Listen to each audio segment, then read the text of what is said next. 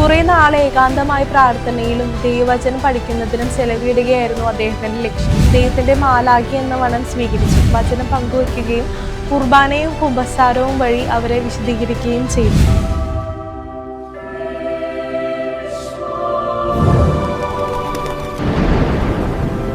ദീർഘകാലം പാദുവായിൽ സേവനം അനുഷ്ഠിച്ച അന്തോണി ഒരു കൊയ്ത്ത് കാലത്ത് പാദുവായുടെ ഉൾഗ്രാമമായ കാമ്പോ സാംബിയാറോ എന്ന സ്ഥലത്തേക്ക് തൻ്റെ അനുചരന്മാരോടൊപ്പം പുറപ്പെട്ടു.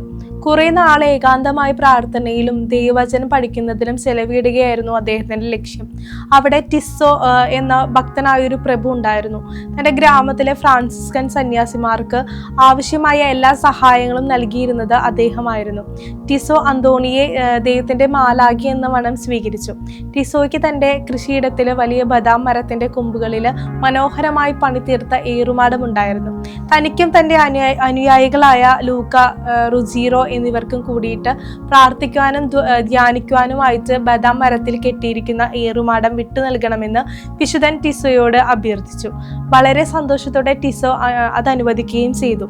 ഏറെ താമസിയാതെ കഠിന തപസ്സിൽ ജീവിച്ച വിശുദ്ധൻ വളരെയേറെ ക്ഷീണിതനും രോഗിയുമായി.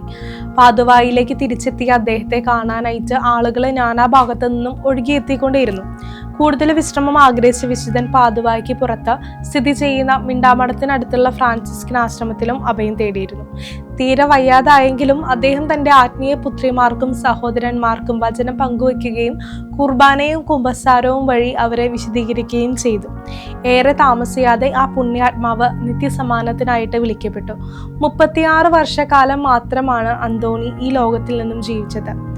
ബാല്യകാലം 14 വർഷം സ്വഭവനത്തിൽ ചെലവഴിച്ച ഈ പുണ്യചരിതൻ നീണ്ട 11 വർഷം അഗസ്റ്റീനിയൻ സഭയിൽ സാൻ വിൻസെൻസിയോ ആശ്രമത്തിലും കോയ് ഫ്രാൻസിസ്കൻ സന്യാസിമാരുടെ തീഷ്ണത നിറഞ്ഞ ജീവിതബായിലെ ഹോളിക്രോസ് ആശ്രമത്തിലും ജീവിച്ചു. അവിടെ വച്ച് ആകൃഷ്ടനായ അന്തോണി പിന്നീടുള്ള 10 വർഷക്കാലം ഒരു ഫ്രാൻസിസ്കൻ വൈദികനായി ജീവിച്ച് തൻ്റെ ജീവിതം ധന്യമാക്കി.